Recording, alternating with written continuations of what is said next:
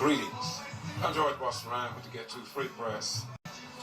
Brunswick, Georgia, excuse me. These are candidates running for the office of mayor over here in Brunswick. And I came here today because I want you all to know. And this is the setting.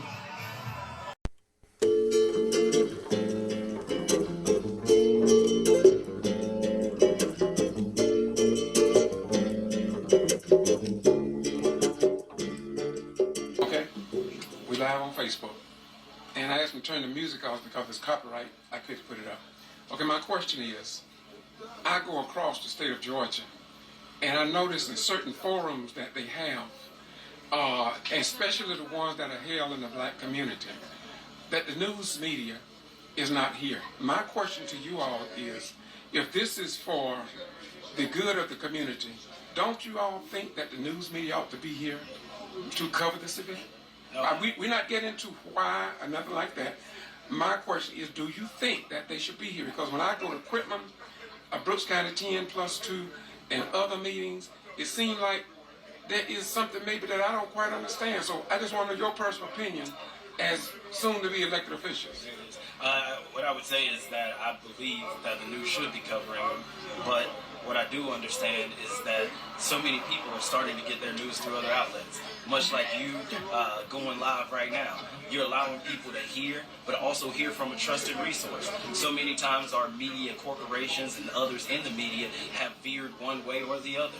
And so many times people don't trust that individual voice. But when they hear directly from you and when they're seeing it on your channel and your commentary, they're hearing it and believing it from somebody that they know. That's the same thing that we're trying to do here on this campaign. Make sure that not only do they see my voice, but they see others who are trusted and they believe and that they understand, have a vision and a push for this city. So we're glad to have you out here talking to us and having that conversation. Okay, thank you very much. And what's your name? Cosby Johnson. And what office you're seeking? Mayor for the city of Brunswick. Peace be unto you. Thank you. My brother, what do you think? Want me to repeat the question?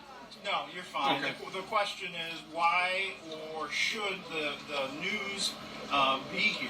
They absolutely should be here, and it has been. They have been silent, and it is a void. I absolutely agree. I don't understand why we've been ignored. I know that during the county commissions, they are all over it. Why the city has been ignored is beyond me, but that's been very clear. You're absolutely correct. Okay, and what's your name? Ivan Figueroa, and I am running for mayor of Brunswick. Thank you all very much. Peace be unto you. Y'all did an outstanding job, both of you, to be commended. Maybe one day I'll run for mayor. Thank you so much.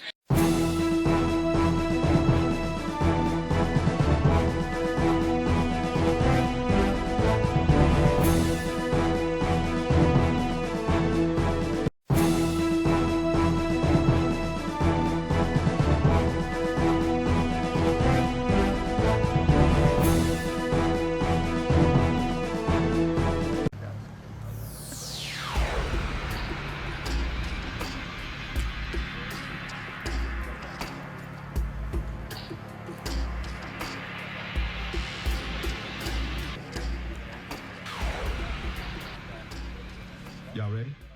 I always wanted to say this microphone check, 1, 2, 1, 2. All right. I always wanted to do that, you know. But anyway, welcome everyone to our Voices Forum. And this forum is being sponsored by the members of Knitted Soul, which is the affiliate of Lambda Tau chapter of the Omega Psi Phi fraternity. This is the second forum that we're putting on. The first one was at Sister K's, and that was a great one with all the candidates, or the majority of the candidates, at on both the mayoral level as well as the commissioner level, which all of them are the same basically because they're all going to have to work together.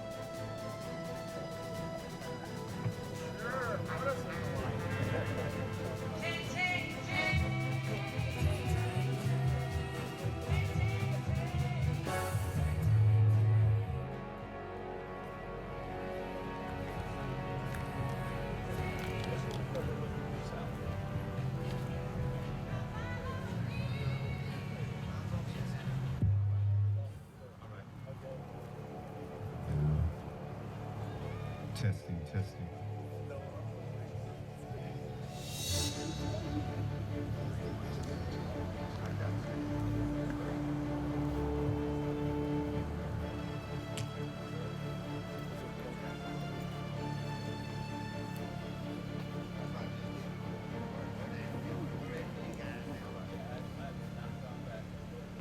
Y'all ready?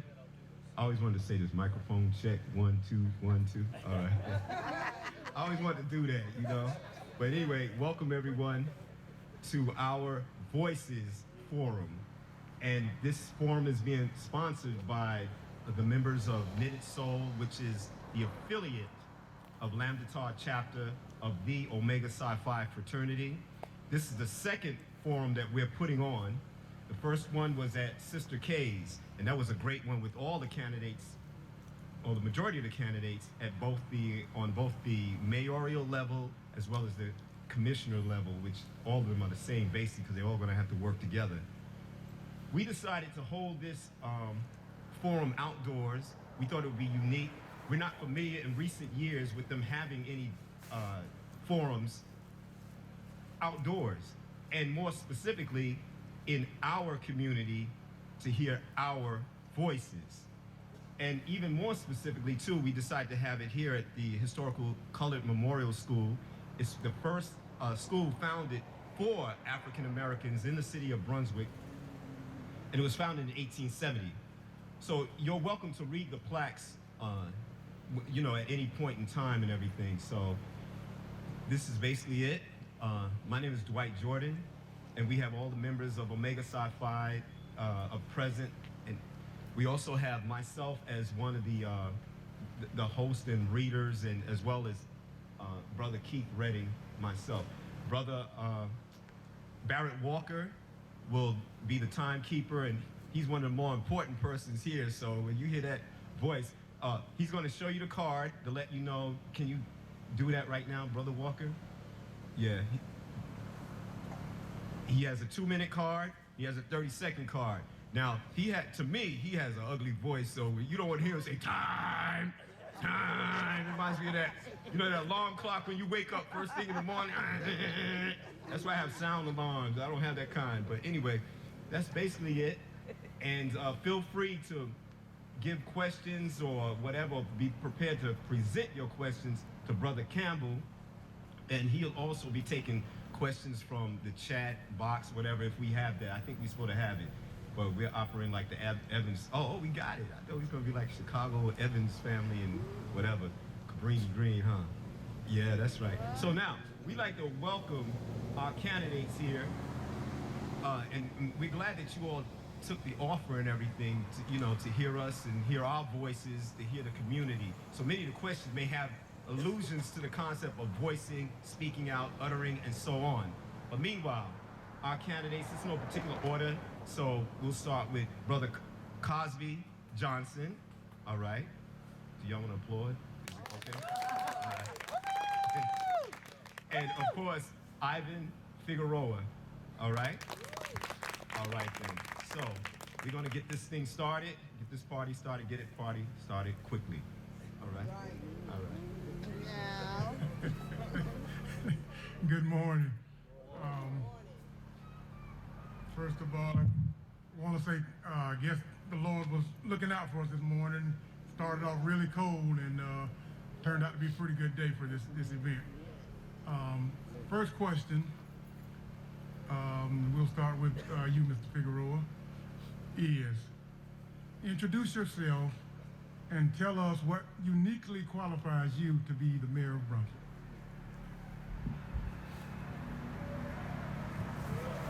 Good morning. Good morning, everybody. You hear me okay? I'm Ivan Figueroa. The reason I did the name placard as it is because everybody's going to remember Ivan. Figueroa, I've heard every version of that, from Figueroa to let's see, background and why. What makes me unique? Okay. Background. Born and raised in Chicagoland. In 1999, at the age of 37, my wife and I looked at each other and said, enough with the winters, and we moved over to the Atlanta area. Our daughters were young at that point, and we knew if we didn't move, the girls would not allow us to move as they got older. So we came to the Atlanta area. My girls, Rachel and Sarah. Sarah is a professional violinist. She's 29. She lives in Texas. Rachel is a veterinarian now. She is in San Diego. My wife and I, Karen, have been together since high school, 41 years. From the Atlanta area, I helped create one of the new cities there, the city of Johns Creek. It's in the North Fulton area. We incorporated in 2006. I was elected to city council there and served from 2006 to 2014 when I moved down this way. That is part of the unique qualifications. I have been elected before. During that time, I took care of, or attended many Georgia Municipal Association functions. They do classes for elected officials, and during that time with the classes, I had so many different classes. Fading. It's fading. It's not me. Wow. Oh. It's back. During that time, again, I attended so many different classes with the Georgia Municipal Association. I received a couple of different certificates. 30 seconds. My heart is here in Brunswick. We moved here because of the sense of community, because it is, it is diverse. It is really a reflection of America, and that's really what's drawn us here. Thank you for the few minutes. We'll talk more, and you'll learn more about me as we go through. Thank you again for inviting me to this function. Mr. Johnson? Yes, sir. I first want to say thank you to the Brothers of Omega Psi Phi, to the Basilisk, and to our state delegate, who we call Deacon Redding, as we both attend First African Baptist Church. The most interesting thing about today, and the thing that is most interesting that qualifies me to be your next mayor, is I can tell you for the past 10 years, I've worked inside of politics and inside of government at the highest realms, working to bring economic development and good jobs, good paying jobs to cities such as Brunswick and throughout the state, but also throughout the nation. I can tell you that I've worked with the likes of Leader Abrams, but I've also worked with the likes of Speaker Ralston. I've worked with the likes of Lieutenant Governor Jeff Duncan, but also have worked with Senator Warnock, because those are the bridges that you have to build on that type of level to bring the resources back home to you. All of that is important to have in your next mayor, but the thing that uniquely qualifies me to be your next mayor is that my father was born in a house in Arco. My mother, when she moved here, her first job was teaching at this school. The thing that uniquely qualifies me is that, much like an opponent that I had, Miss Helen Lassen, who's in the crowd, I think she covered something really special. That we are each other. That we represent each other.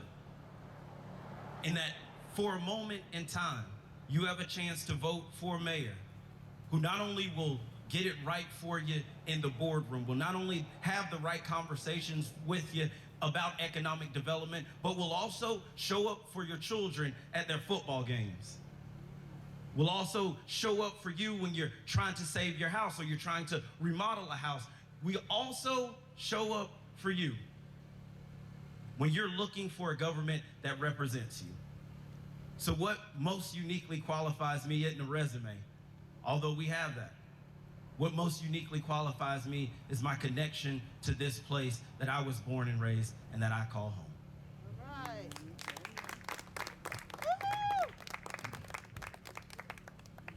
All right, the next question. The emphasis will be on the LOST, the acronym LOST, all right? So The question, there have been emphatically expressed concerns about a more equitable distribution of SPLOST and LOST funds to the city of Brunswick. Various community activists and groups contended the city was shortchanged in previous SPLOST and LOST disbursements. A recent SPLOST request failed due to this lack of funding equity. What do you believe an equitable share of funds would be for the city of Brunswick? And we want to stress the loss more so because the SPLOST, given the time, how it's voted on and so on. So, open up. How about Mr. Cosby? Perfect. Thank you for the question, because from the beginning of our campaign, we were the first and only campaign to talk about both SPLOST, which is your special local option sales tax, which comes around each voting cycle, and your LOST, which is your local option sales tax, which is even more important because that comes around once every 10 years along with the census. So I want to break down our views on both, starting with SPLOST. SPLOST, what we believe is that the leaders that you all had in place did not come to you and have a conversation with you about the things that were of importance to our community. They did not build the list with you in mind, and they didn't build the list with your voice at the table. So when you got your list late, you correctly voted no. It was something that you were not a part of. So I don't count that as a bad SPLOST vote. I count that as a SPLOST vote that showed that people were not intertwined and involved in the conversation. And also on top of that, what we understand is that as city citizens, we are taxed twice. So when we have an 80-20 split of SPLOST dollars and 80% of those dollars go to the county, we know that that is an unfair split. We have to work with a more equitable split for that. And with LOST, I think we have an interesting connection that both of these negotiations are coming now. Because if we don't get LOST right, both us and the county lose. So we have that chip when we're at the table, but what I want to talk about even more so, and I think it's important, is that any candidate who would come tell you the exact amount of dollars, the exact percentage, is giving up a negotiating position that you have to have when you step into that room. We are going to fight every single day to make sure we have the most equitable split and the highest percentage that we can fight for. And we're putting those numbers on paper and ready to step in day one with those negotiations with the county.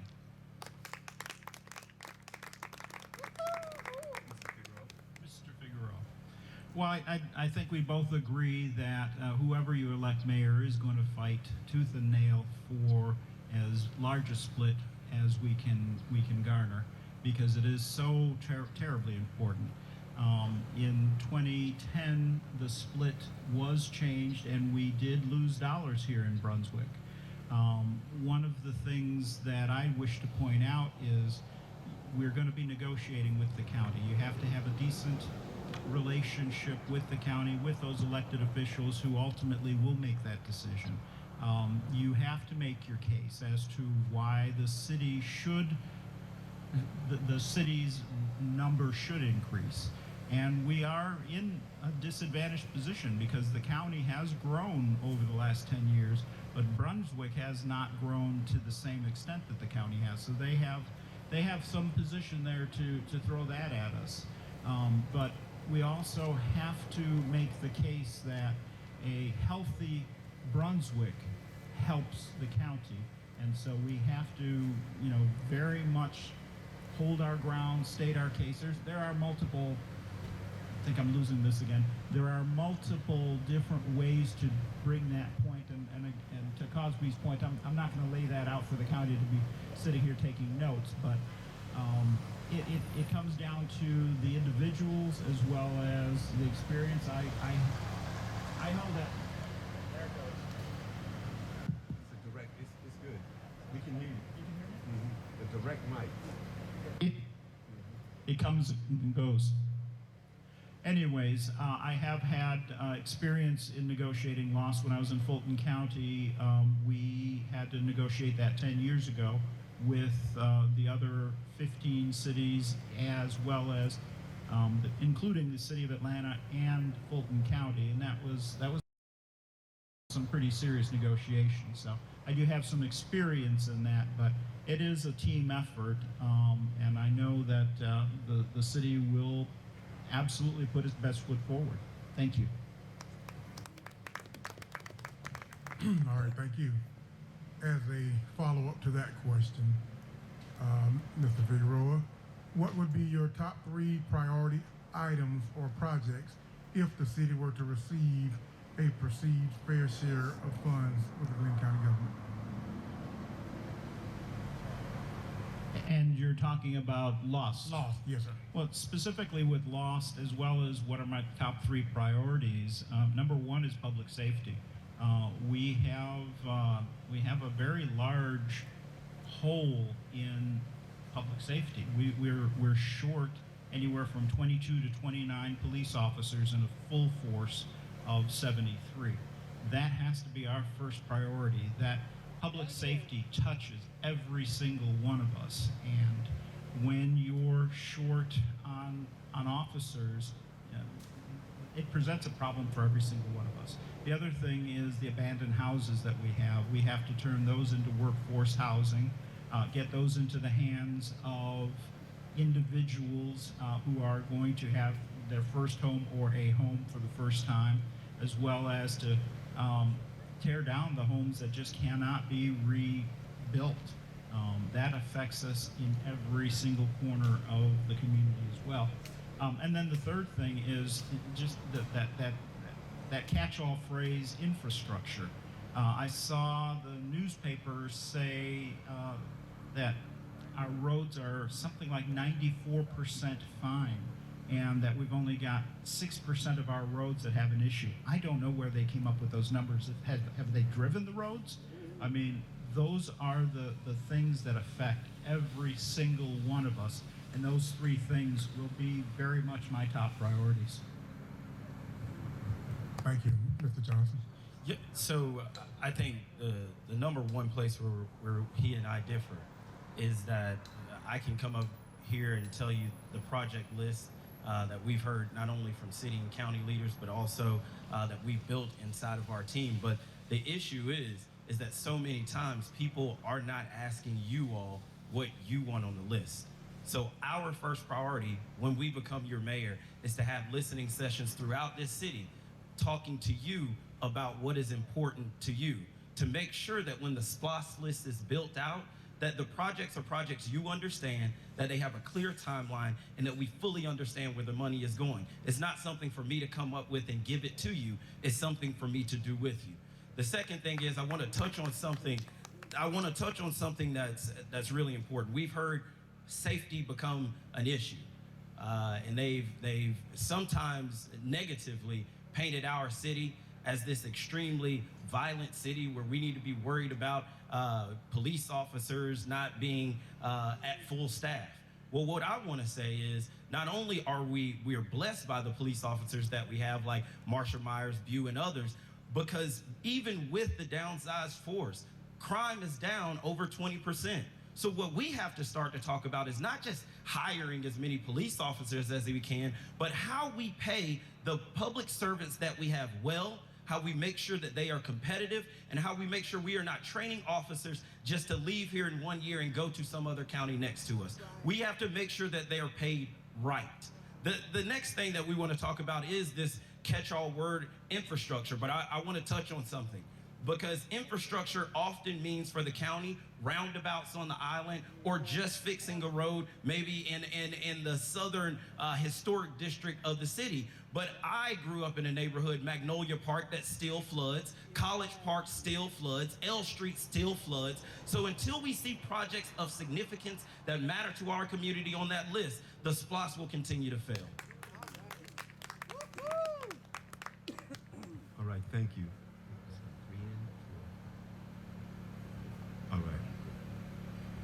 All right, our next question.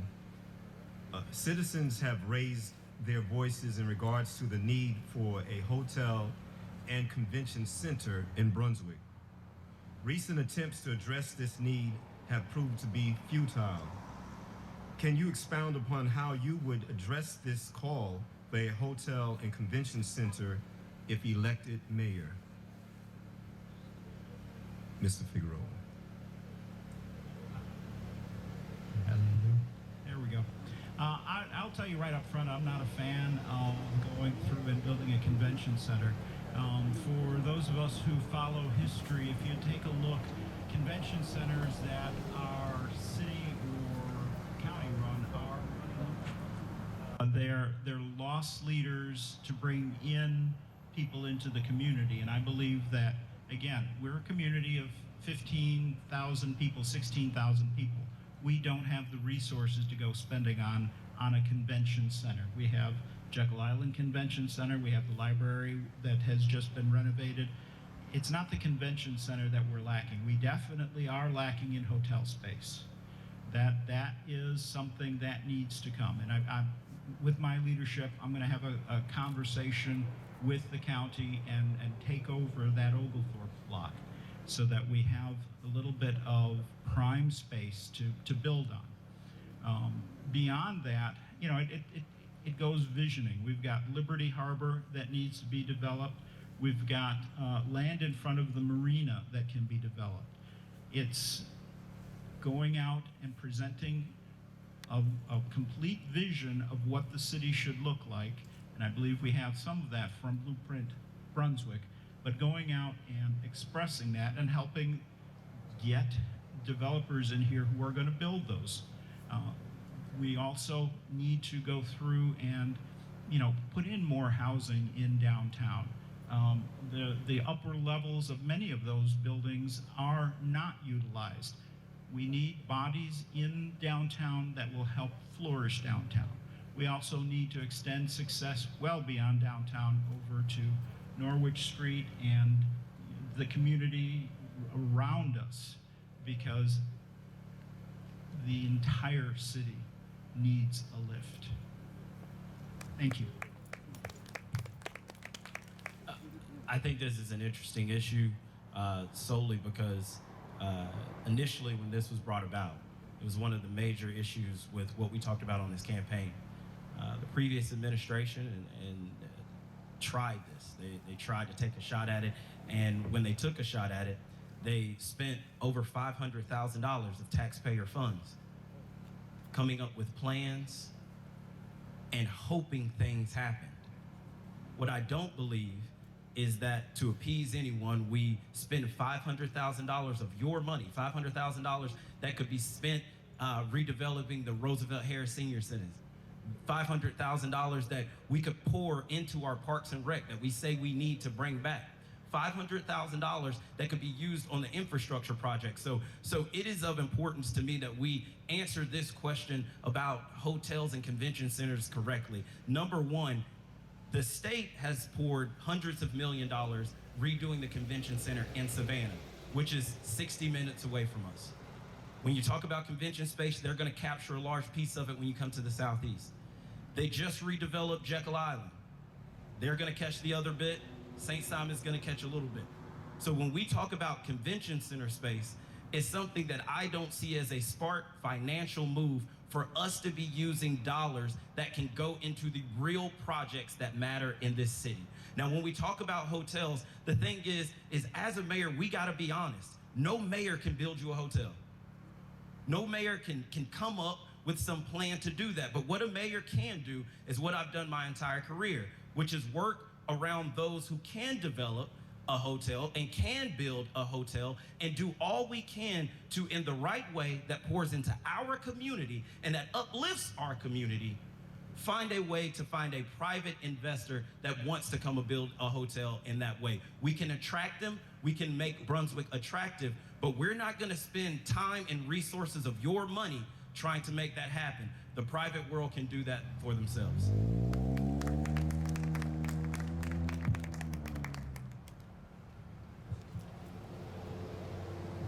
We'll pause now. Brother Campbell, do we have any audience, a question from the audience?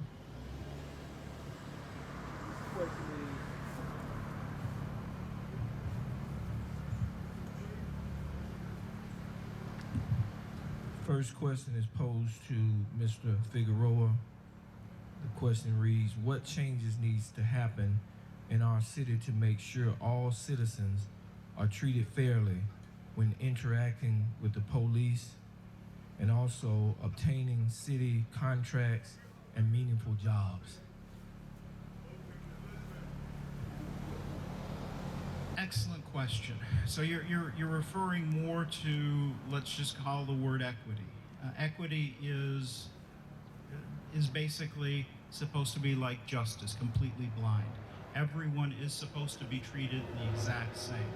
Under a Figueroa administration, I will hold accountable anyone within the city, working for the city, who does not treat all of our residents with respect. The answer may be no in the conversation, but there is a respectful way to respond, and there's disrespectful. Disrespectful doesn't fly with me. And what was the rest of the question, please? Obtaining city contracts and meaningful jobs. Yeah, so on city contracts, the last 10 years I worked for companies that worked for cities and counties, and many of those had points offered for contracts, and with those contracts, city contracts, you would get a higher point if you're a minority, you get a higher point if you're local. I believe we do have to look at that for the city of Brunswick, because we do want to keep our dollars at home. I don't believe that, and I know we don't have that program here. I believe that that program should be looked at and reviewed and quite possibly implemented here in the city. I think that that will certainly begin a step towards empowering our residents to become more successful. Thank you. Mr. Crosby, do you want to? Sure. I think the first part of that question is important, and I just don't want to breeze by it. I think the first part of that question is, how are we going to make sure that public servants are accountable to the people? And I think we are one of the campaigns that talked about this early. We had early conversations, not only with those in the NAACP, but also those in the ACLU, about how we build out a framework of a citizens review board that we can bring to Brunswick. We have to make sure that while we interact with public servants, and this not only covers police, but also covers firemen, also covers the mayor, also covers council people. If you are interacting with someone, your dollars are going to pay their check. They should in some way have to answer to you. And so when we think about a citizens review board, we have done the hard work to think about what that framework looks like. And we actually see Commissioner Booker pushing that framework on a county-wide level. We want to make sure we get that done here in the city, and we get one that's strong and that the people believe in. The second piece is something that I think Mr. Figueroa alluded to as earlier. Those who watch history can glean something from it. We see the explosive growth of minority-owned businesses, black-owned businesses in a city 4.5 hours or so right up the road, a place that Ivan lived right outside of, which is Atlanta. And we ask ourselves, how did Atlanta do that? Well, Maynard Jackson stepped in as mayor, and he said 30% of these city contracts will go to minority-owned businesses and locally owned businesses. We don't have to wonder about a point system. We know whatever point system is there, it isn't working. We have to focus on how we put together a plan that makes sure that the city does contract not only with people who are local, because when you go around and look at a lot of the people who are rebuilding your roads, those contracts don't come from people who live in your city. They aren't employing people who live in your city. We have to make sure that we not only focus on local, but we also uplift a minority community that is grasping to make that jump, and we undergird them with your tax dollars and with your help to make sure they continue to be successful servicing our citizens, which is all that we're asking to do as your next mayor. Thank you. Thank you, both candidates. Second question is for Mr. Cosby. Do you promote housing development, and how do you plan to address the dilapidated housing in our city? Yes, sir. That question is something the entire city has been asking. The one thing that we have to say is, number one, we have decent codes on the book. We need a review of those codes.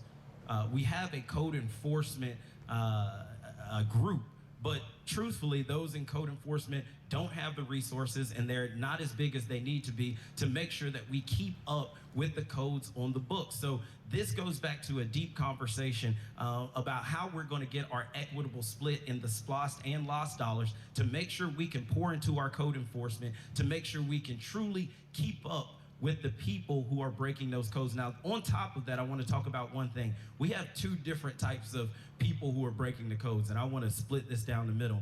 We have those who, because they are elderly, because they are indigent, because they don't have the money to fix, that they are not up to code. When we are knocking on that door, when we are having conversations with that person, we have to build out a schedule that makes sense for them to be able to stay in their home, but to also have a pot of money that can help them get started, to get on code, to show them that the city cares about them staying in their house. Because what we know is when grandmama loses her house, who's the next person who comes and buy it?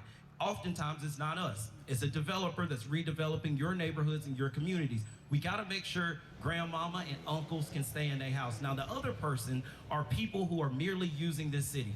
Slumlords, whether they live here or whether they live away, are allowing people to live in terrible properties that are not fit for humans. We have to go to battle with those people, get those property out of their hands, or force them to get up to code in a manner that makes sense, is smart, and is that extremely timely. We're gonna go to work fighting every day to make that happen.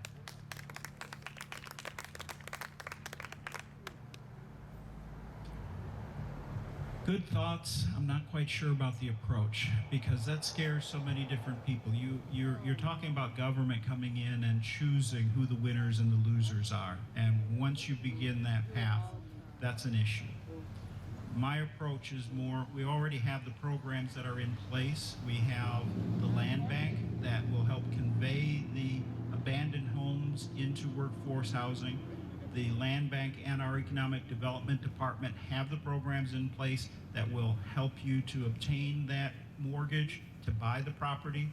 They will help you through the process of grants that exist so that you can redevelop that property. On the properties that need more help, there are so many of those.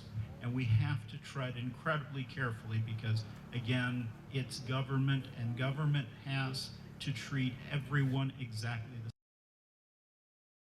same. And so if I'm coming after you over here for your house not being painted properly, well, then I'm going to have to do that in this neighborhood over here. The difference is one person is going to struggle to pay for it, and one person absolutely cannot pay for it, but I have to treat you the same. So therefore, I'm going to come after both of you. We have to be incredibly careful about that. Last question for both candidates. If elected, how do you as an elected leader uplift our city? How do you uplift our city? With so many ills and some of the conditions that are going on in our city, what's your plan or what's your thoughts to uplift our city?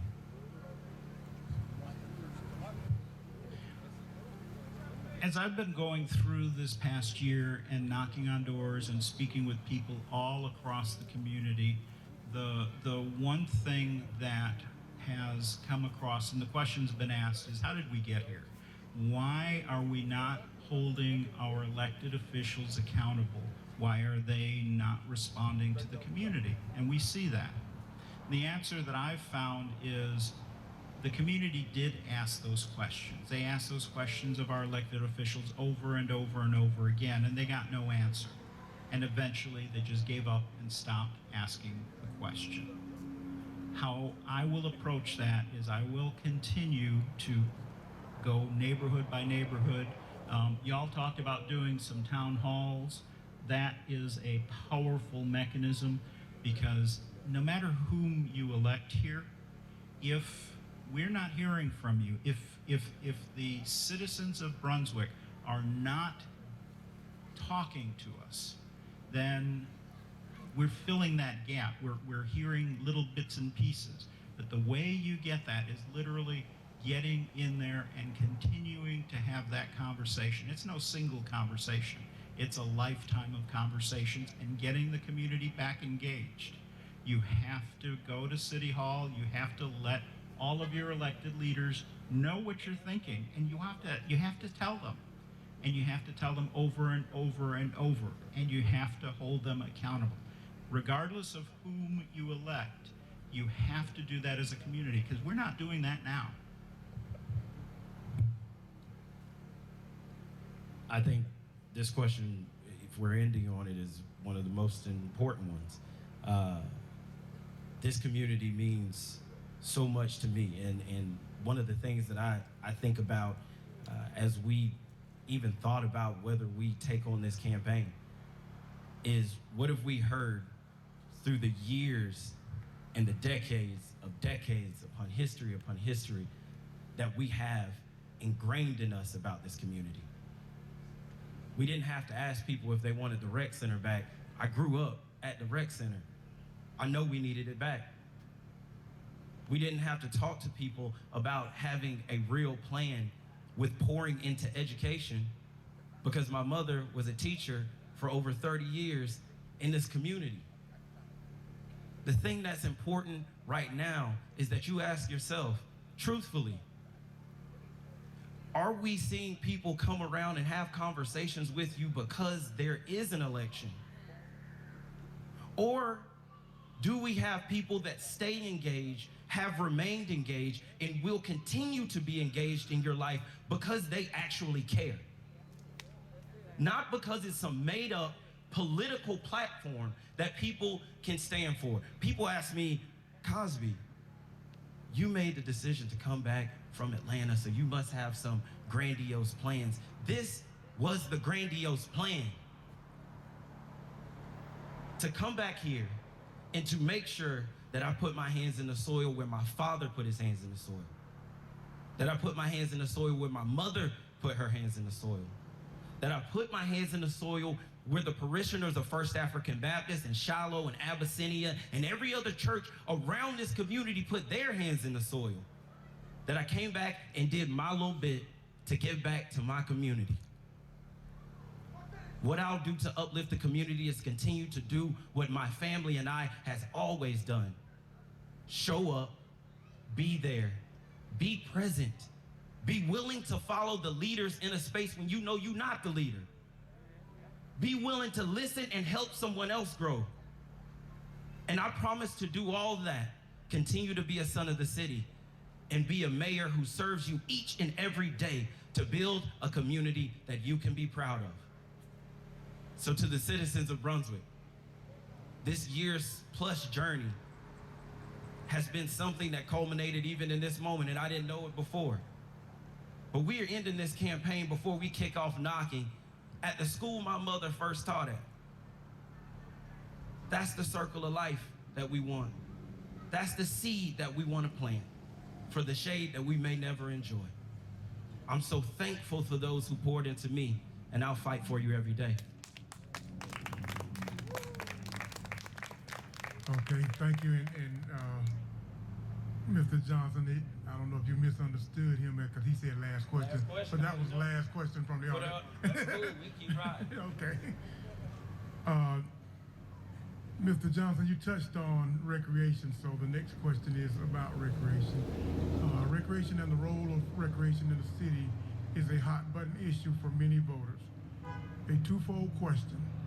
Please share what is your vision of the role of recreation in the city, and secondly, how would you fund that vision? I want to flip it real quick. Let's talk about funding first, because I think this is interesting, right? This is a space where we've done our best as a campaign, and we've done everything to keep our message positive, to keep it clear, to keep people understanding what we believe our vision for the city is. However, we picked up the Brunswick newspaper and saw that our opponent took a direct shot, not only at us, but so many others in our community. And Mr. Figueroa, what he basically said is, if you don't own a home in Brunswick, you don't get to have a say in this city. What Mr. Figueroa said is that I will only talk to those and only care about those who pay property tax, and those who pay property tax can somehow have a say in whether you deserve a rec department or whether we help Ms. Treese redevelop the Colored Memorial School. Those are the types of ideas that I think need to be pointed out, and we need to say, this is the visceral difference that I talk about when I talk about the difference between me and Mr. Figueroa. I believe everyone who is a citizen of this community, whether you rent, whether you bought, whether you stand with mama, auntie, grandma, you deserve a say in how this city looks. You deserve a say in what this city does. You deserve a say in the outcomes of this city, not just if you own a home. So when you talk about how we're going to pay for it, we're going to fight every day to make sure we get the right split of lost dollars. I know when we gave the rec away, we gave a percentage of that money away. We want the percentage back, but we also want a bigger percentage so we can talk about developing it the way we need to. And how do we really develop that? We really developed that by saying, not only did I play football at Howard Coffin Park, which I enjoyed, not only did I play baseball at Howard Coffin Park, which I love, I also took tap at Howard Coffin Park. I also took ballet at Howard Coffin Park. I also learned piano at Howard Coffin Park. So when we bring back a rec department, we're not only talking sports, we're talking arts, and we're talking about pouring into children in a way that they can see themselves grow in a myriad of paths. And I'm sorry if that's not important to a subset of homeowners in Brunswick. But let me tell you right now, we have to be committed into pouring into the next generation. And this is a way we all can do it for each other. Woo!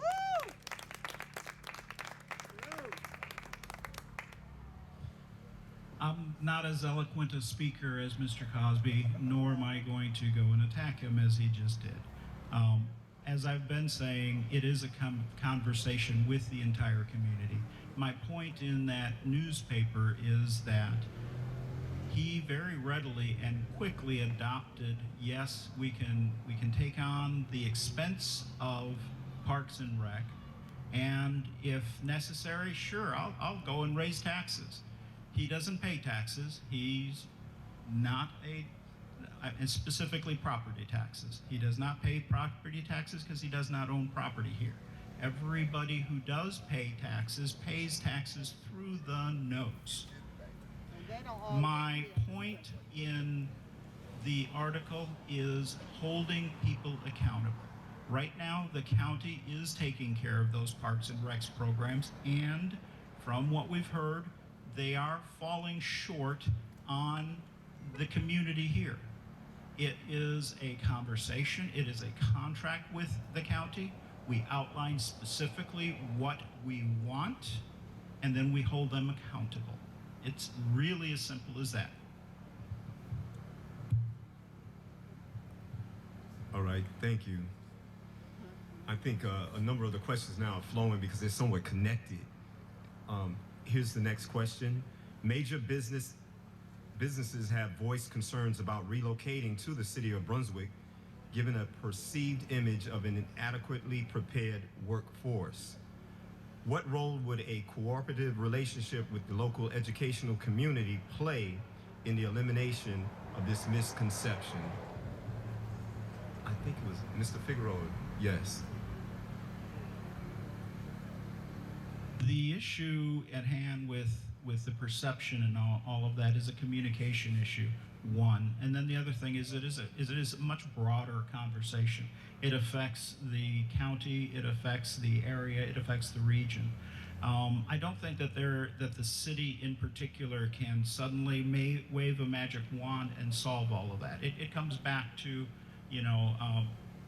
the way the city behaves, the way it changes its policy to become more business friendly. It answers questions with, if you ask me a question and the answer is no, currently you hear just plain no. And in my administration, you're going to hear no, but you're also going to hear no. But have you thought about these different approaches, making the city slightly more business friendly? It's a conversation, it's a perception issue. We do have issues with workforce. I did work on the Workforce Development Board for, 8 years on the State Workforce Development Board. It's an issue that's tackled statewide continually, but I don't know that the city in particular can make such a significant change that suddenly we can answer that question and solve it. I can't see that. I'm sure you have an answer. Well, I would hope they elect someone with an answer about their children's education. And so when I think about this, even though I'm running for mayor, when I think about this, I think you deserve a mayor with a vision for your children's education and how they can be a part of that. Every time we've talked about education, we've talked about working inside of the educational ecosystem that we have. We talked about working with educational leaders. That's why we have the support and the endorsement of Audrey Gibbons, who's a sitting school board member who is elected to talk about education. That's why we have those conversations. Even more so, I've spent 36 years of my life sitting under one of the best educators in this entire nation, which is my mother. So having an idea about education is something every single person in this city should have. Let us talk about what we've done, even though we say we can't do anything, right?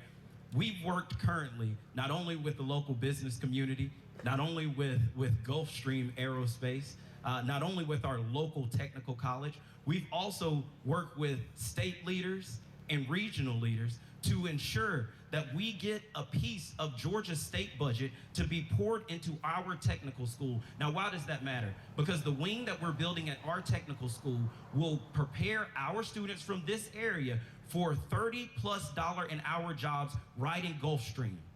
So when he says you can't affect your child's education, it's just simply not wanting to do the work and giving up. In that connection, how can we say they've done it before? Because they've done it in Athens. They worked with not only Governor Deal, but they worked with Caterpillar to bring it in, and then they trained and rebuilt all of the welders to pour into Caterpillar. It can happen, but I want to talk about something even more so important, because education is more than about business. Education is about building the problem solvers of tomorrow. And when we are building the problem solvers of tomorrow, then it is incumbent upon us to have a sit down with educational leaders and say, not only do I want our children learning Spanish and French, I want them learning coding as well. And we can start to advocate on that, not as your mayor. It won't be because I'm your mayor. It will be because you all as a people have a voice, and your voice is what runs every corner of this city. Whether it's education, the mayor's office, commissioner's office, police, teachers, it doesn't matter. Your voice is what runs this city. So we're gonna do the hard work of continuing to knock on your door, to bring plans together so that when we go have a conversation and testify before the school board, that we can have a plan that we can say our city believes in and will pour into as a people.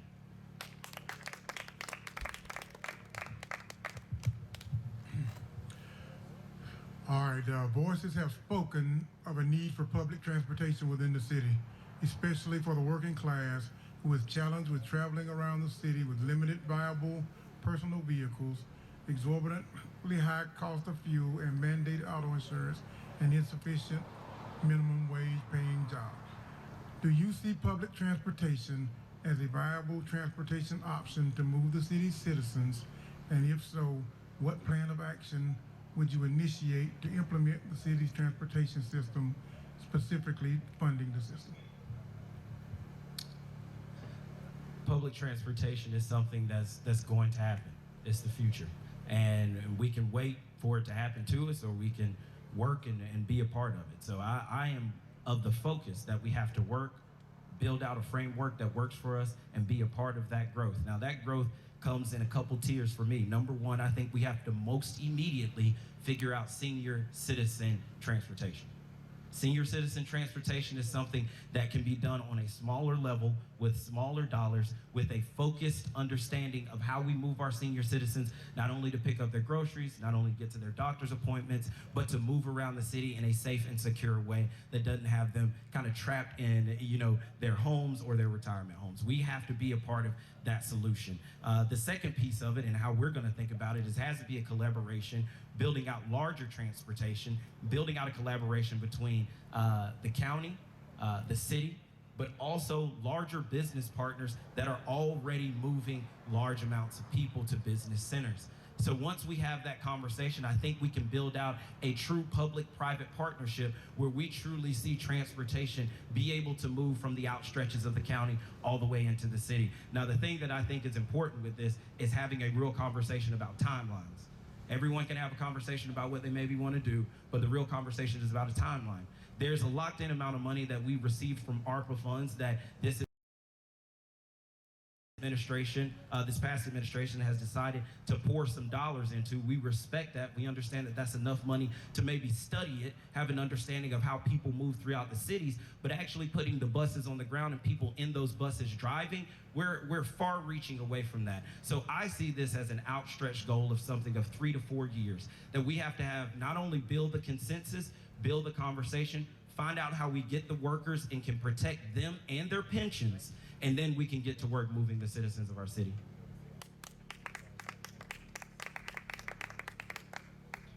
For me, the question's a little bit more basic. It comes down to money. The ARPA funds that have been allocated are very limited, and so the city is struggling with how do we affect transportation now and in the future. Again, we're a city of 15,000 people. We are very limited on our funds. We could put in a transit program tomorrow with the ARPA funds, buy a bunch of buses, but the money will run out. How does that become a long-term plan? We've done this as a community before. They did buses for a short while, and then they went away. I don't think the community wants a short-term answer. On the immediate side, we do need to take those ARPA funds and just work with the infrastructure that we already have in place. My suggestion, and it's been done in other cities, is for essentially a voucher to be programmed to be put in, so that you can call up the local taxi, the Lyft, the Uber, and all of those exist here, and have personal transportation to where you're going. I don't know that spending a lot of money on buses is going to solve the problem for the long term, because again, those funds will run out. We have to address funding as well as get things moving today. All right, thank you. This is a question from the audience. Thief goes both ways. Thugs and tax thieves. When do we stop the thief of tax that stole our water and sewer monies from taxes to promote downtown, like Blueprint Brunswick, and no contracts to African citizens of Brunswick? That was a question from the audience. I think I'm gonna try and dig into the question a little bit. I think what I hear in that question is that there has been a misappropriation of tax dollars to groups who do not collectively represent the whole of Brunswick. That tax dollars have been poured into those who would see us find a way to solely redevelop historic downtown Brunswick, but have no vision for Norwich Corridor or Albany Street or College Park or the North End for that matter. I think the way we do that is what we've been doing this entire campaign. The way we stop that is what we've been talking about this entire campaign, which is continuously knocking on your door to make sure your voice is at the table. What I can guarantee you from working in and around government, the people who want the money, the people who want the development, let me tell you, they show up to the council meetings. The people who want to buy all of the houses off of the land bank rolls, the people who want to change what your community look like, I can guarantee you, they gonna call the mayor. Not only they're gonna call the mayor, they're gonna call your commissioners. They're gonna make sure that they're present. It is our job as an administration, and this is what I've begun to get tired of hearing, is begging people to just show up. Well, we made the meeting this time, y'all come on out. I put it on Facebook, come on out. I think it's incumbent upon us that if we're gonna knock on your door, and I've said it before, if we're gonna knock on your door and ask for your vote, we gotta knock on your door and tell you to come out to the county meeting, come out to the city meeting, come out to the Blueprint for Brunswick meeting, come out to the NAACP meeting, come out to whatever other meeting is pulling and pushing and fighting to do things in your city so that you know about it. And what I can guarantee you is that our administration has already put forth a plan to make sure that we get out in front of each and every citizen throughout the year. We're not just gonna show up to your MPA meetings and say that's enough. We're going to make sure we continue to knock on your doors and build out our own events that pour into our community as a whole.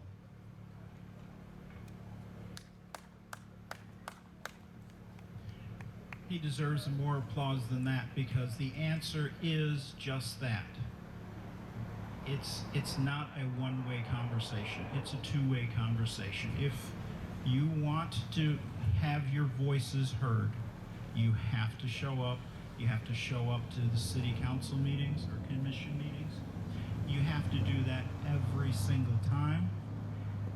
Without your showing up and participating, and you're going to continue to be ignored. And that is a tragedy. I mean, we'll talk about this particular race for election. We've got 9,000 voters in the city. 9,000 voters. Of course, we've got more than that are residents, but let's just talk voters. 9,000 voters, but only 1,500 came out and voted in the general with 8 different people on the ballot. If you don't participate, you are not going to be heard. You have to participate, no matter whom you elect.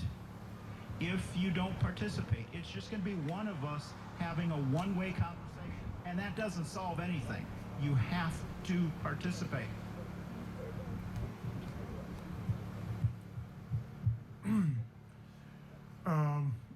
We all know, and some people may not know, that the mayor only has limited power, and that the city manager actually runs the day-to-day operation of the city. So what role will the city manager play in your vision and the implementation of your prospective policies? Excellent question. So the mayor is one of 5 commissioners that have an equal vote. The city manager is the person who is empowered by the city charter to affect the policy, to go out and pave the roads, to hire and fire, to manage the day-to-day to the city. We have an awesome city manager in place, and I know that her policies have...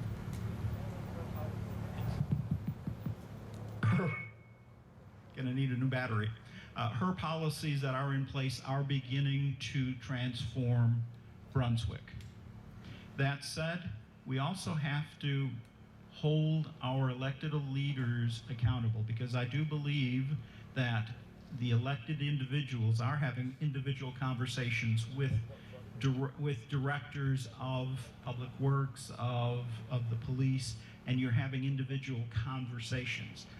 With the Figueroa administration, I will hold everybody accountable, so we're all speaking to the city manager as one voice. We will give consensus on what policy is, and then the city manager will affect that change. We've got to stop the individual quiet little conversations that go on from the elected leaders. I think it's interesting. We've heard this throughout the campaign. There's a weak mayoral system. And the thing that's interesting to me is, just because it's a weak mayoral system doesn't mean you need to have a weak mayor. You need a mayor who can come together, bring together voices throughout the community, build a plan out. Build a plan out with those you elected. I love our city manager. She is a great woman. But you all did not elect a city manager. And so when you all have an issue on your street, you call your commissioner. When you all have an issue in your home, you're gonna call your mayor. When you all have the issues that truly affect the city, how many people are picking up the phone and calling the city manager? Not many. What I can tell you is important for a mayor inside of this system. And while we'll downplay the one vote of the mayor, the one vote is, number one, a tie-breaking vote. And it's incumbent upon the mayor in our administration to build a governing consensus on the commission, which we've done. We are glad to have the support of Commissioner-elect Kendra Roll. We're glad to have the support of Mayor Pro Tem Felicia Harris. We're glad to have the support of outgoing Commissioner Williams. We're glad to have the support of Julie Martin. We're glad to have the support of those people, not because we'll always agree, because we're open about not always agreeing. But I'm glad that we built a team where we can come together, work together, build a governing consensus with you in mind and with your voice at the table. And then we can take that plan, the plan that we build out together, and give it to a more than capable city manager. But it is on that city manager to execute on the ideas and the plans of the citizens, not the other way around.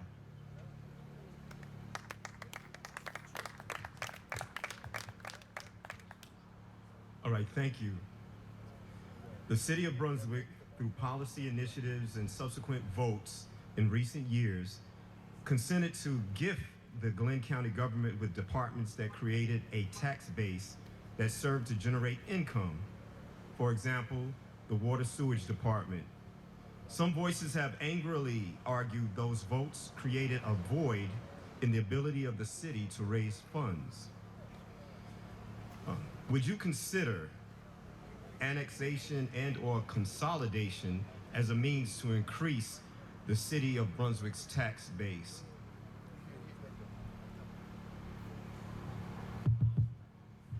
Annexation, absolutely. If you drive the neighborhoods of Brunswick, you're going to drive a very circuitous route because our city border is all over the place. The other thing is we do need to annex and grow. That is, you have to grow. In terms of the consolidation, I've never been a fan of consolidation of government. We're a 250-year-old historic city. There is no reason for us to consolidate in and cede that to the county. I would be absolutely against that. However, we can have a conversation with them and work more proactively with them with certain departments, but that can be done without a full combining of the two governments. I would be very opposed to that. I think this is one of the questions where I have to lean into the understanding of the people of my community and lean into the understanding of the people of the city. Number one, let me start out with consolidation. I think consolidation is one of the most horrible ideas that has ever been created, and it's only been brought about to dilute and belittle Black power in Black-run cities. And that's just the pure fact of it. We've seen it happen so many times, not only across this nation, but across this state. When you look at Macon-Bibb County, it's nothing against Macon-Bibb. They've done a great job redeveloping downtown. But overall, I work with so many of those city leaders, and when they combine, they lost their voice. They lost their ability to govern the cities in which they were the majority and that they should have a say. We have to make sure that we not only protect the sanctity of what we do here inside of our city limits, but we also protect the voice of the minority, which is the majority inside of this city. The next thing that I want to talk about is when you talk about cleaning up the city lines and annexing, I believe all of those conversations, 9 times out of 10, happen in back rooms and in backroom conversations about moving land between the county and the city for economic development projects. I believe that it's the economic development project on board or annexing or moving that land is best for the entirety of the citizenry of this city, then we shouldn't be scared to openly have that conversation with them. And 9 times out of 10, we don't. So I'm gonna say unequivocally, when you have those conversations, we're gonna be the first and foremost voice that you hear from. On the issue of consolidation, it is not something that a Cosby administration would ever advocate for or think about.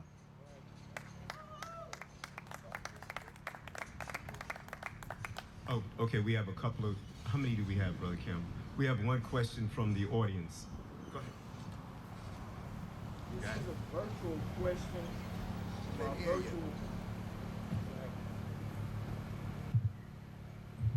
This is a question for both candidates from the virtual audience, Facebook Live, in regards to the Confederate Monument. It has been decided upon for months, and it is ready. It is already packed for shipping. What is your plan for getting it done?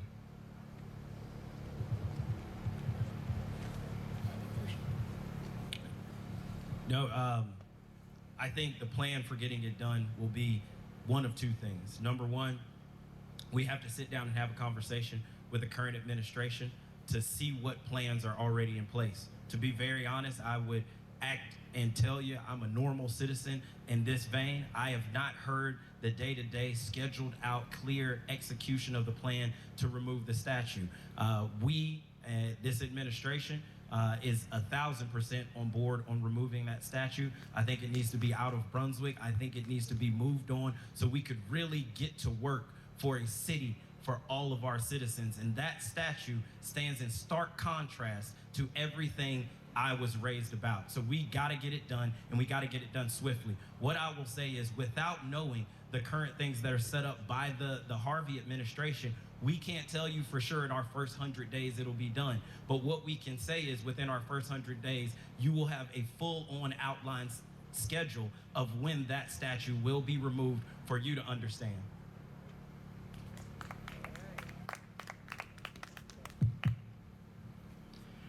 I'll approach it two different ways.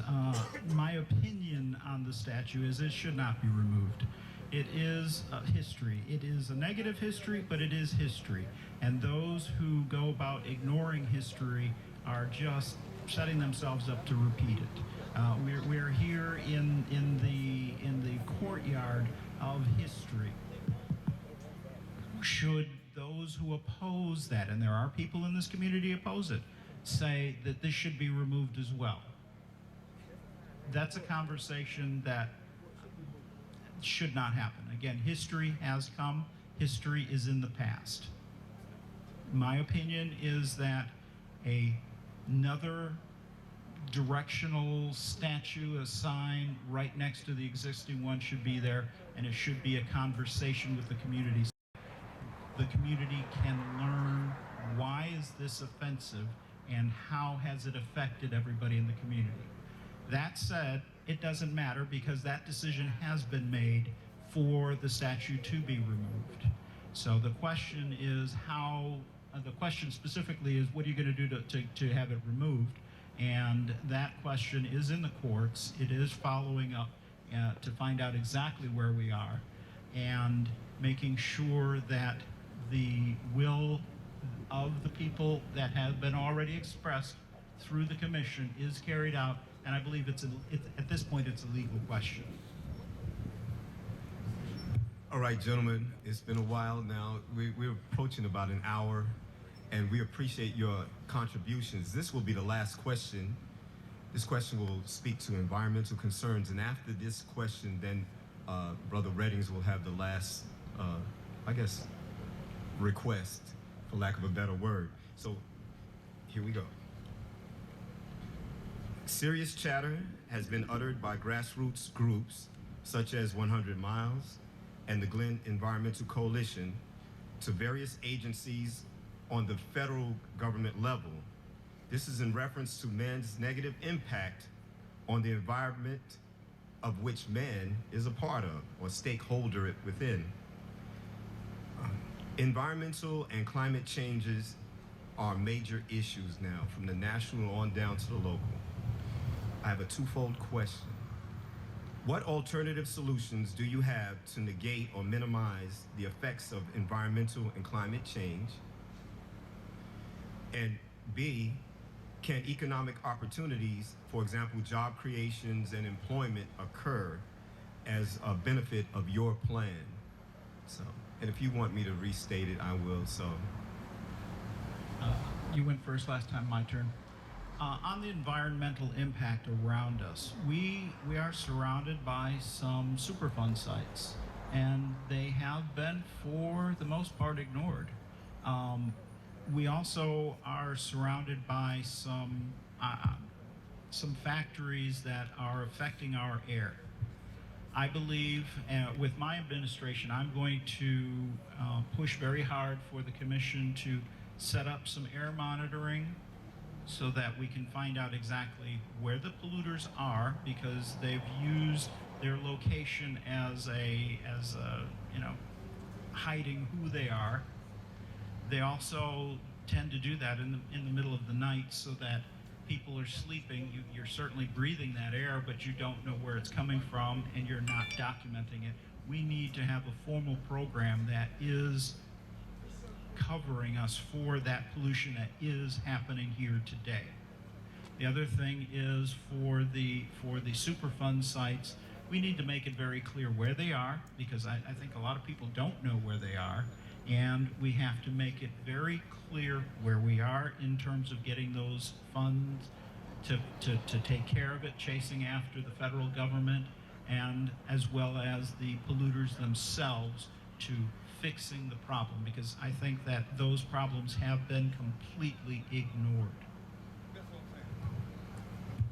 Yeah, I want to start out talking about the environment and then pivot just a touch. The environment is something that we've been on since day one. We've had conversations with those around Brunswick, not only with administrators in the government, but also those who advocate on behalf of environmental issues. And we've had deep and real conversations about not only the Superfund sites and how we make sure we get community mitigation funds out of that. Don't just clean up the site.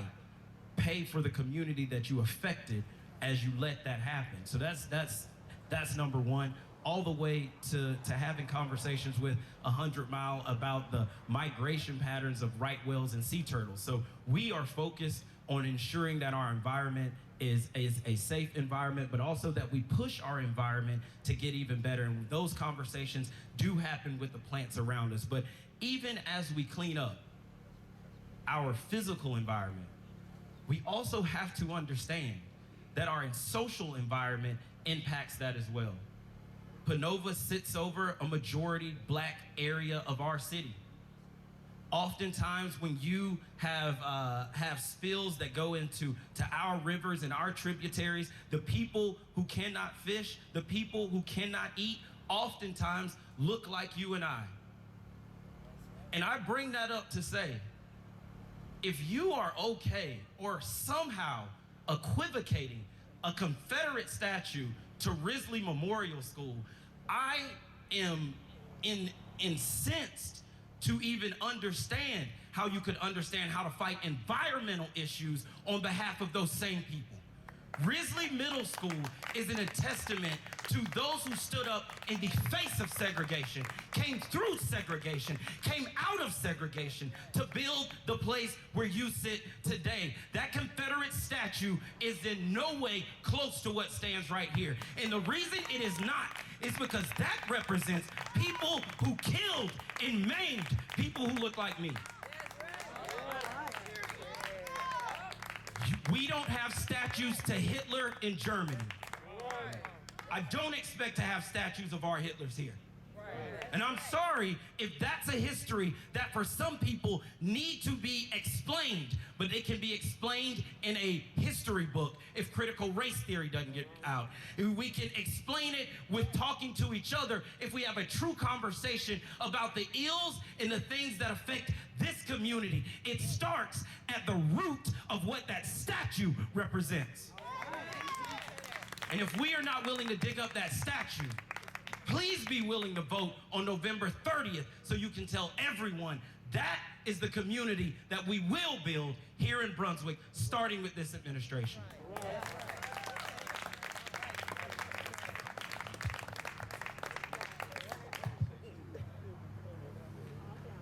Okay, thank you both for taking time out of your Saturday to join us here today. For the citizens of Brunswick who have not cast their votes yet, including one lady in our audience who told me she was here because she didn't know either of you, what is your final word, your final plea for them to cast a vote for you?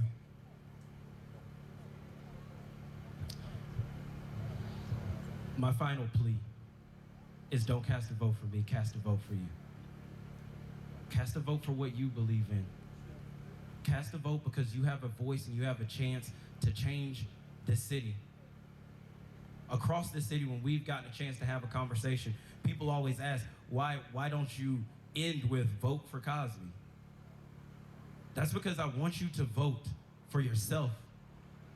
If I don't represent what you represent, I don't expect you to vote for me because you know somebody in the crowd who's voting for me. If I don't represent what you represent, I don't expect you to rock the Cosby for Mayor t-shirt or spread my name, but what I do expect you to do is be a part of the process. Why I can say you should step out and have that voice heard is because on these streets, my father marched with the elders of our community, marched with the W.C. McNeelys and E.C. Tillmans, but also marched with the Zaglides and so many others to ensure that we brought down the Confederate flag from flying on our state flag. I tell you to get involved because I seen my mother bring together black teachers from around this community and start her own summer program when the city would do nothing. I tell you to get involved because our campaign started on the grounds of First African Baptist Church, a church built by freed slaves, a church built by slaves who fully understood that edict that rings so true in the Bible, where 2 or 3 are gathered together, there he will be also. You see, inside of that, I learned the power, not of winning, but I learned the power of what 2 or 3 can do. Committed to a real ideal, to move everyone forward. When I tell you to go vote, I tell you to go vote because I want you to be a part of the 2 or 3. Whether you agree with me or not, the work still has to be done. And I would ask that you join me in going to work. Thank you.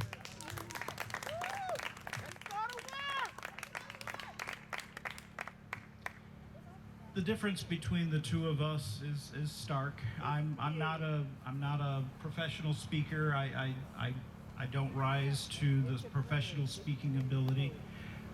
I'm more of a doer. I'm more about getting the job done. I'm not going to wax eloquent on a lot of different things. I'm going to bare my heart to you and say, this is who I am. We moved to the community. I wasn't born and raised here. We moved here because we believe in the community, because we love the community, and that's going to continue. Again, regardless.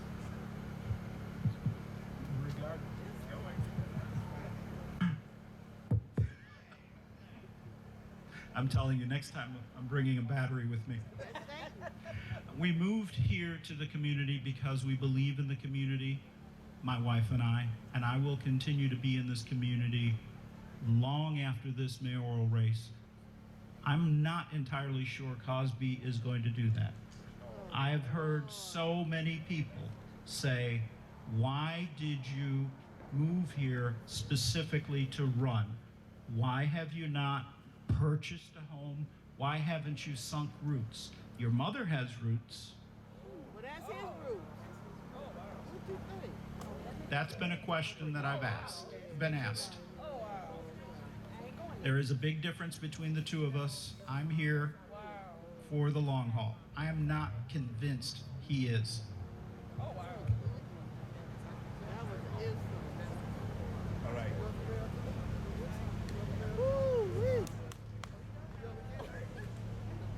All right. This was a great debate. What a great occasion. Before I sum it up, I just want to make sure that everyone knows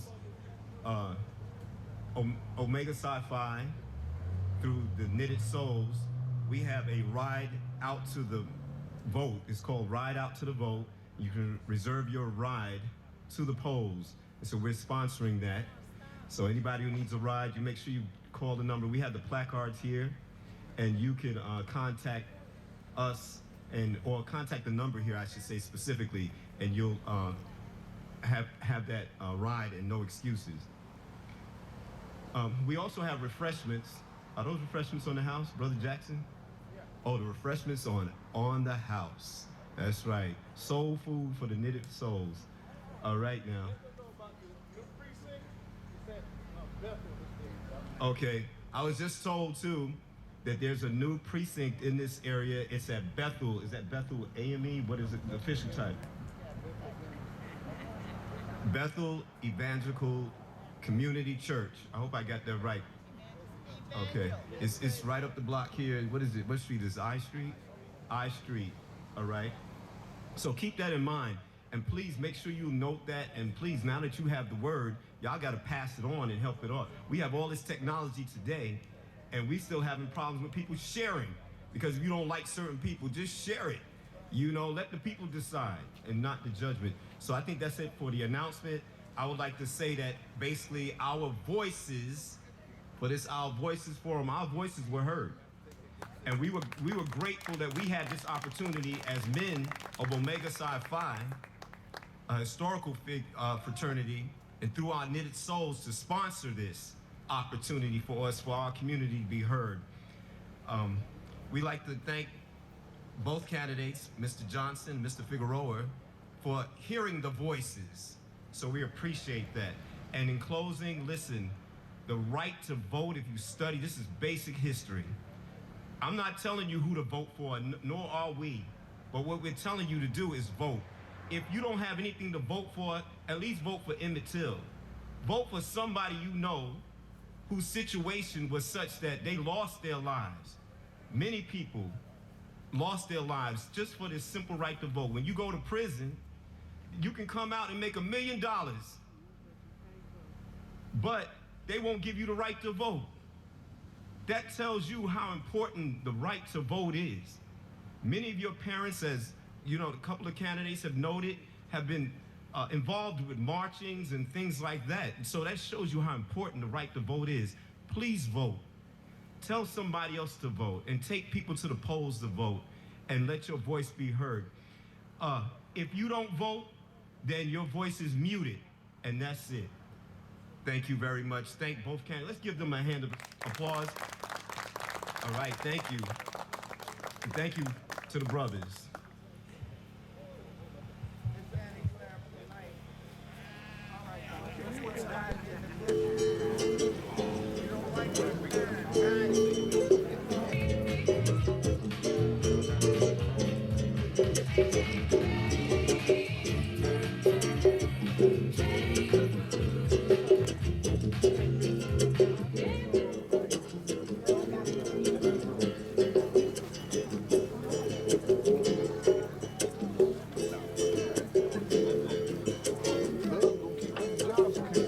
Looking into history, I know that we've surely been blessed, coming out of misery to a rising sun in the west. Why should we cling to the earth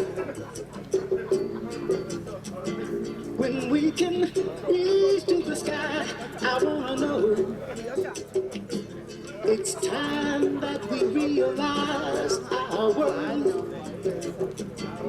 Stop letting time pass us by, 'cause we've got independent leadership and guidance divine. Indecision is decision. So make up your mind. Stop wasting time and move with conviction. No need to have any fear. Got to be mindful of our mission. The victory is near now. Now that we have the truth, let's see if we can be people who really care with humanity. Let's build a world anew, with society. It belongs to me and you, responsibility.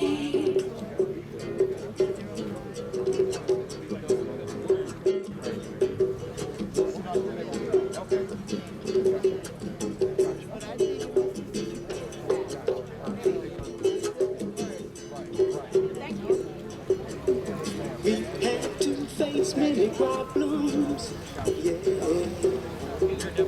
Sometimes even hang our heads in disgrace. There just wasn't any answers to the questions. Why we could never seem to find our place.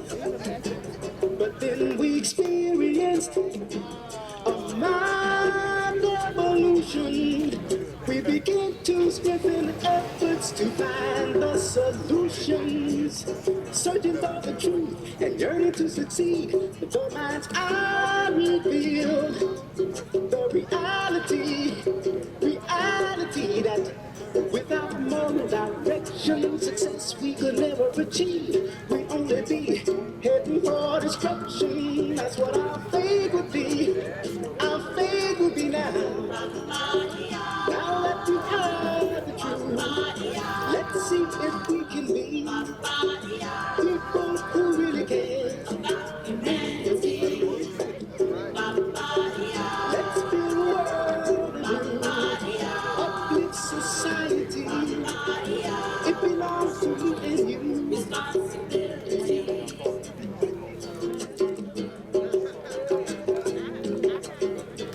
Responsibility belongs to you and me.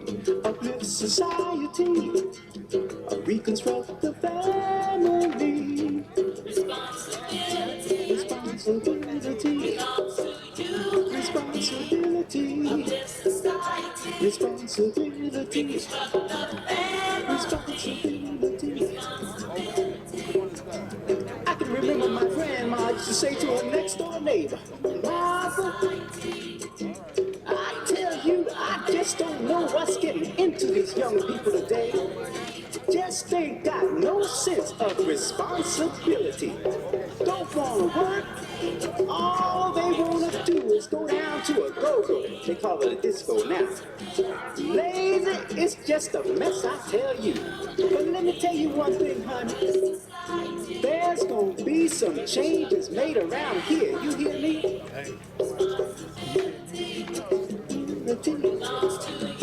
Responsibility. Responsibility. Responsibility. Every way. In our deeds and what we say. Stop leaving dreams to come what may. You got to take steps to a better day. Responsibility. Responsibility. Responsibility. Responsibility.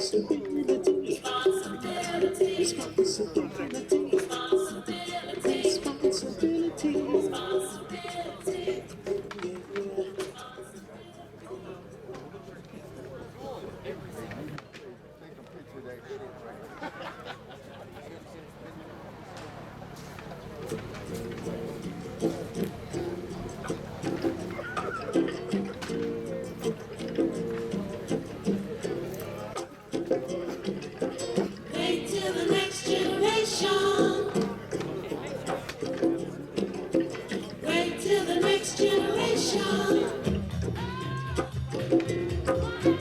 Wait till the next generation. That's what they've been saying, you see. Wait till the next generation. There you'll find your identity. Wait till the next generation. We're gonna be ready to take a Wait stand till the next generation. and take control of the life that's in your hands. All along the road, freedom and democracy, gaining moral strength, wisdom and stability. There's gonna be a victory for the common man, a vast awakening all across the land, all across the land. Hey, Mr. Getto Press, Mr. Getto Press, this is a goddamn traitor. Hey, I love this woman, but listen, I ain't seen her in 6 years now.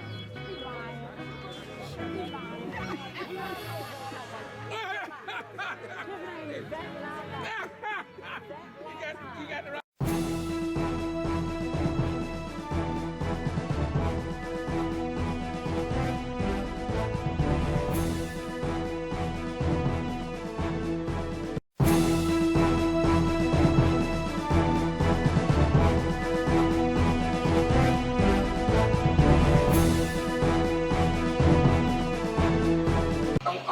live on Facebook, and I want the two of you all to ask you a few questions. Okay? We live on Facebook.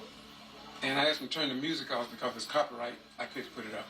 Okay, my question is, I go across the state of Georgia, and I notice in certain forums that they have, especially the ones that are held in the black community, that the news media is not here. My question to you all is, if this is for the good of the community, don't you all think that the news media ought to be here to cover this event? We're not getting into why or nothing like that.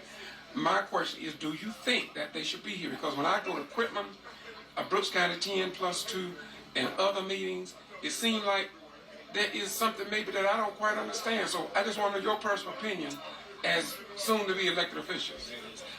What I would say is that I believe that the news should be covering them, but what I do understand is that so many people are starting to get their news through other outlets, much like you going live right now. You're allowing people to hear, but also hear from a trusted resource. So many times our media corporations and others in the media have veered one way or the other. And so many times people don't trust that individual voice. But when they hear directly from you and when they're seeing it on your channel and your commentary, they're hearing it and believing it from somebody that they know. That's the same thing that we're trying to do here on this campaign. Make sure that not only do they see my voice, but they see others who are trusted and they believe and that they understand, have a vision and a push for this city. So we're glad to have you out here talking to us and having that conversation. Okay, thank you very much. And what's your name? Cosby Johnson. And what office you're seeking? Mayor for the city of Brunswick. Peace be unto you. Thank you. My brother, what do you think? Want me to repeat the question? No, you're fine. Okay. The question is, why or should the news be here? They absolutely should be here, and it has been. They have been silent, and it is a void. I absolutely agree. I don't understand why we've been ignored. I know that during the county commissions, they are all over it. Why the city has been ignored is beyond me, but that's been very clear. You're absolutely correct. Okay, and what's your name? Ivan Figueroa, and I am running for mayor of Brunswick. Thank you all very much. Peace be unto you. Y'all did an outstanding job, both of you, to be commended. Maybe one day I'll run for mayor. Thank you so much. This is the Get To Free Press. I'm George Foster Rhymes. Hold on. If you all have any final thoughts, I know that time is limited. So if you all have any last concerns or plea that you want to give out to the citizens, I am broadcasting live, and I'm encouraging people to share this, so this will give them an opportunity to hear something else. Would you like to go first, Mr. Ivan? Sure. The one thing the differences between us, there's a lot of rhetoric in there. If you push past the rhetoric, you'll find that both our hearts are in the city of Brunswick. It's slightly different approaches, yes, but you'll find that no matter who you elect, both of us will represent the city incredibly well. Again, both our hearts are in the city. That's important. The other thing that I want to again highlight is you're absolutely correct. In order for your votes to be heard, you do have to vote. So many people have stayed home, and that affects obviously the election, but beyond that, we were just talking about why isn't the news media here? Well, it's because so few people have been out there voting and participating. Your voice has to be heard. Your voice has to be heard by the election. Your voice has to be heard by participating in the commission. And again, regardless of who you elect, if you stay home, your voice is not heard. And that is an absolute tragedy, something that we have to change here in Brunswick. Thank you, sir. So Cosby Johnson here, I wanted to get out there and vote November 30th. Thank you for even watching this channel and listening to this news and being here and being focused on the issues that are of importance to the entirety of our city. I want to say that while the differences between me and my opponent may be stark, I'm thankful for even him being on the stage and putting his name in the hat and even being a part of it, because that's what I want every single one of our citizens to do. I don't only want you to be a part of it when you vote, but know that after you cast that vote, and hopefully for us, which is Cosby Johnson for mayor, after you cast that vote, that you also prepare yourself to get ready to work. What we have said from the beginning of our campaign is that I know for sure 1,000% I can't do it alone. I'm only going to do it with you. I'm only going to do it with your voice. I'm only going to do it with your vision. So I pray that on November 30th, once you cast your vote, you know that we're going to be on your door knocking again. And when we knock for that next time, it's going to be asking you to get to work. Come out, volunteer at the rec center that we're going to fight so hard to get back. Come out and volunteer at Rise Risley, which we're going to work with everyone in this community to rebuild this beautifully historic school. Come out and put your hands to work for every single one of the people in our community. And we can guarantee you that as a mayor's office, that's what we're going to do every day. Thank you, Mr. Cosby. Thank you. All right, good luck. All right, Mr. Member.